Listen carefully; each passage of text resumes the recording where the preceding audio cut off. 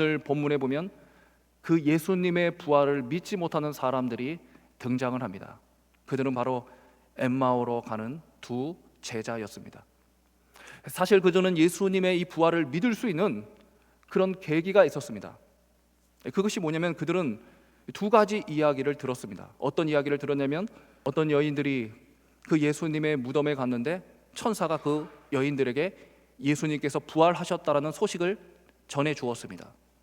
이들은 그 이야기를 여인들을 통해서 들었던 사람들이었습니다. 또 뿐만 아니라 베드로와 요한을 통해서 그들이 무덤에 갔을 때 예수님의 그 시신이 없어졌다라는 그 이야기를 들었던 사람들이었습니다.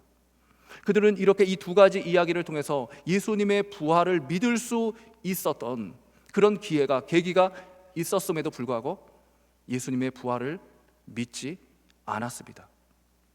여러분, 왜 그들은 예수님의 부활을 믿지 않았던 것일까요?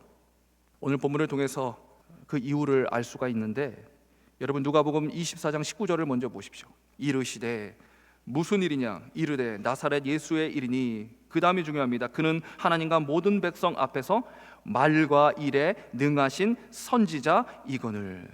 여러분, 엠마오로 가는 두 제자는 예수님을 어떻게 생각하고 있습니까? 이렇게 생각하고 있지 않습니까? 말과 일에 능한 선지자. 쉽게 말씀드리면 엠마오로 가는 두 제자는 예수님을 능력이 많으신 보통 인간으로 생각하고 있었던 것입니다. 그런가 하면 여러분 누가복음 24장 21절도 보십시오.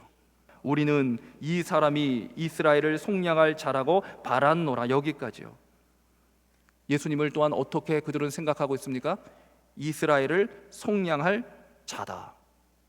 여러분, 이스라엘을 속량할 자다, 이것은요 우리의 죄를 사해 주시고 우리를 구원하시기 위해서 오신 그런 영적인 메시아로 생각했다는 말이 아닙니다. 이것은 뭐냐?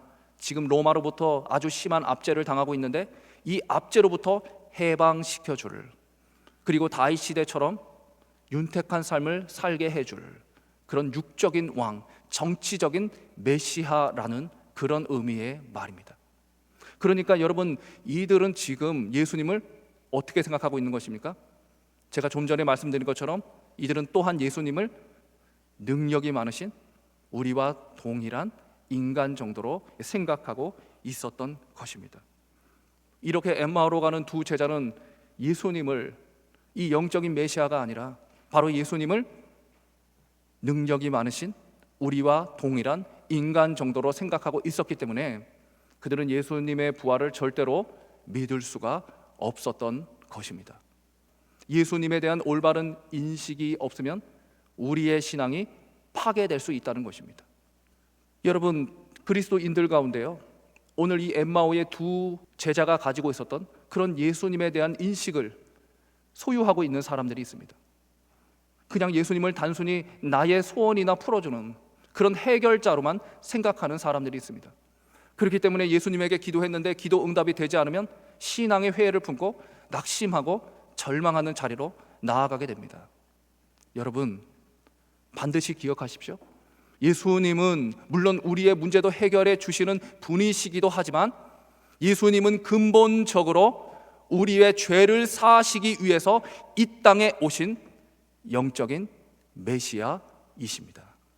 그런데 오늘 이 본문에 보면 이렇게 엠마오로 가는 두 제자처럼 부활 신앙이 없는 사람들에게 나타나게 되는 중요한 특징 한 가지를 발견할 수가 있습니다. 여러분, 그 특징을 누가복음 24장 17절을 통해서 확인할 수가 있는데요, 예수께서 이르시되 너희가 길 가면서 서로 죽고 받고 하는 이야기가 무엇이냐 하시니 두 사람이 어떤 모습을 보이고 있습니까? 슬픈 빛을 띠고 머물러 서더라. 여러분, 부활 신앙이 없는 사람들의 중요한 특징이 무엇인지 아시겠습니까? 그 4명 가운데 기쁨이 없습니다. 늘 우울합니다. 울분이 가득 차 있습니다. 그러나 여러분, 흔들리지 않는 부활 신앙을 가지고 있는 사람들에게는 그 내면에 상황과 조건을 초월하는 기가 막힌 놀라운 기쁨이 있습니다. 왜 그렇습니까? 그들에게는 두 가지 믿음이 있기 때문에 그렇습니다. 부활하신 주님께서 지금도 나와 함께 계시면서 나를 돕고 계신다는 믿음, 그 부활의 주님께서 다시 이 땅에 재림하실 때 나도 부활해서 주님과 영생 복락을 누릴 거라는 믿음, 그들에게는 이러한 믿음이 있기 때문에 상황과 조건을 초월하는 그 기쁨을 소유하며 살아갈 수 있다는 것입니다. 사랑하는 여러분, 여러분에게는 이 부활 신앙이 있으십니까? 부활하신 주님께서 지금도 내 곁에 계셔서 나의 모든 범사를 책임져 주시고 나를 도와주시는 분이시라는 그 믿음이 있으십니까?